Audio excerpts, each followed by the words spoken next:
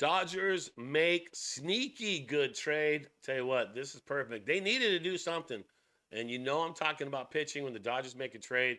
Obviously, it's going to have to be about pitching because that's where the problems there lie. And the Dodgers made a move. Now, is it a move that you're just putting a band-aid on something, or is it an actual legit move? That's going to be remain to seen, but we'll see how it plays out with the Dodgers because the trade was made and it is official like a referee's whistle. Former All-Star closer Alexis Diaz was unable to fix his issues on the mound in the big leagues for the Reds. He had trouble there. Reds sent him down, and then he couldn't turn things around while at AAA. So we'll take him. That seems kind of weird, doesn't it? Let me see. He didn't do very good with the Reds, and he got sent down. AAA did not do good there. And so on Thursday, Cincinnati felt there was only one avenue left for Diaz. Traded him to the Dodgers for minor league pitcher Mike Villani. So who I think Mike pitched last year a couple innings or something like that for the big club. So, but it's a done. It's a done deal. What has he done? Well, let's look into Diaz just a little bit before we just get into the meat and potatoes. In 14 appearances for Louisville, and you have to say it that way, Louisville, not Louisville, in Louisville. Diaz had a 4.61 ERA, 12 walks, 16 Ks, 2 home runs allowed in 13 2 and third innings. That's good. Only two home runs in 13 2 and third innings. We could get down with that. Last season, Diaz saved 28 of 32 games. Are you listening, Tanner Scott? You might want to listen to this. For Cincinnati, he had a 3.99 ERA, not the best. His whip jumped from 119 in 223 to 2023 to 130 in 2024. While his strikeout rate declined from 11.5 to 8.8 per 9 innings, in 2023, Diaz broke out with a 3.07 ERA, 37 save, and was rewarded with his lone All-Star game invite. So the dude's made it to the All-Stars. Okay? So you got to give him that. He's made it to the All-Stars. But what do you think the Dodgers are seeing in him? I mean, first of all, you know that he is the younger brother of Edwin Diaz, who happens to be the closer for the Mets, who happened to play 4 games at Dodger Stadium after the 3 against the Yankees. Is there something going on here? He's on the 40-man roster right now. He has not been moved to the active roster, but he's on 40-man. So we'll see if the Dodgers bring him out. I got to think they will. I really got to think they will do something like that. All right, what are the numbers for Diaz? Well, if you could just erase the top number right there. 12 ERA. Now, look, he pitched 6 innings.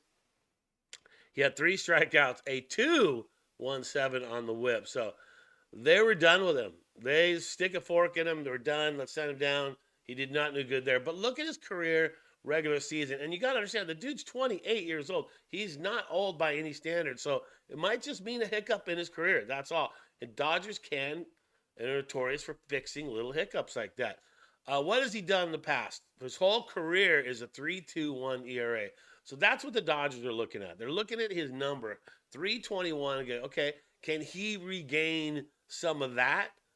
Can we get him to do that? Look at his strikeouts per innings pitched. 193 innings pitched, 227 strikeouts.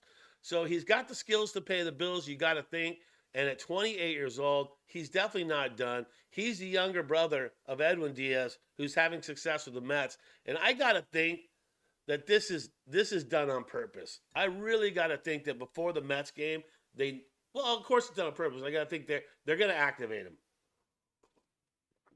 I would bet you any amount of money.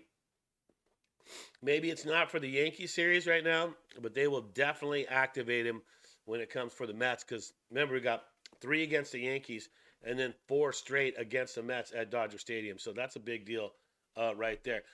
Bad news, more bad news for Evan Phillips. Man, not happy about what happened to Evan Phillips. He was doing good. He's been transferred from the 15-day injured list to the 60-day injured list as that right forearm discomfort. I mean, for right forearm discomfort, you would think 15 to 60 days sounds like it's a little more serious than that.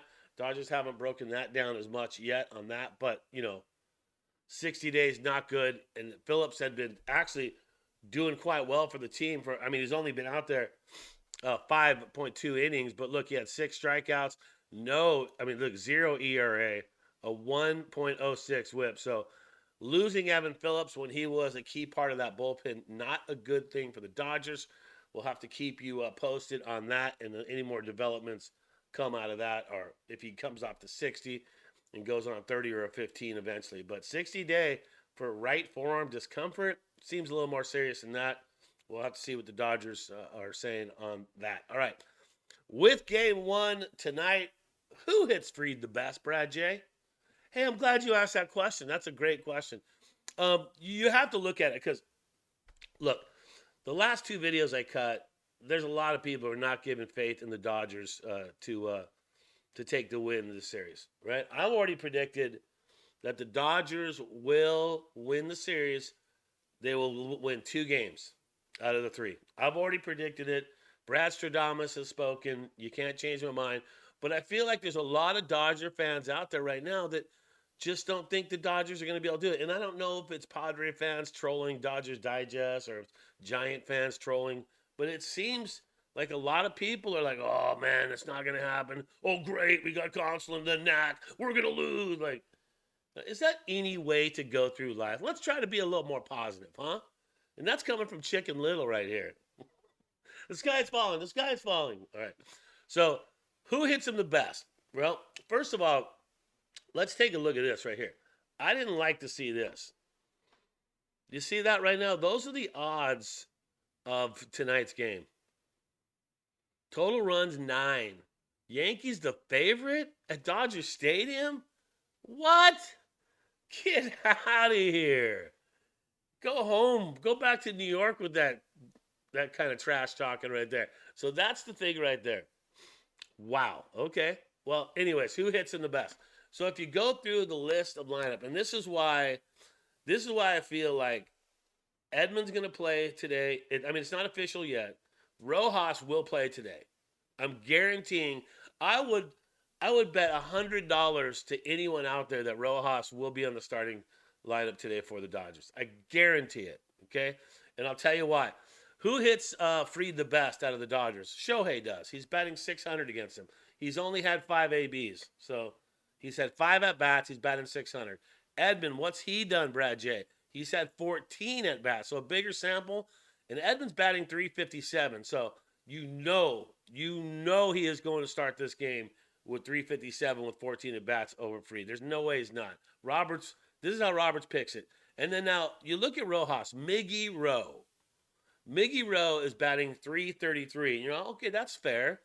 But Miggy's got the most at-bats against Freed. He's got 27 at-bats, and he's batting 333. So I'll predict right now, Brad Stradamus will predict Rojas will be in the starting lineup today, guaranteed. Muncie's had 10 at-bats. He's batting 300 against him. Teo has had 10 at-bats. He's only batting 200. Freddie's had 13 at-bats, batting 154, and Kike with 10 at-bats is only batting 100, okay?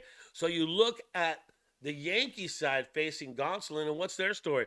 Only 3 dudes, I think, have faced him. I think maybe 4, but only 3 actually have numbers, and Judge has had 2 at-bats out of him, and he's batting 500, so he's 1 for 2.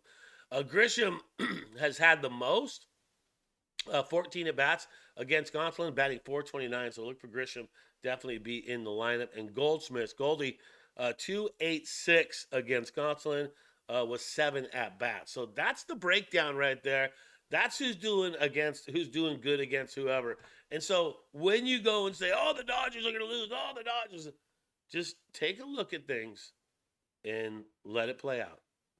Subscribe, like, turn on notifications. This is Dodgers Digest, the fastest growing Dodger station out there. I'm Brad J. Thanks for going and being part of the show. And by the way, as you go through your most awesome day, think Dodger Blue and let's go Dodgers. Got to beat the Yankees. Let's go.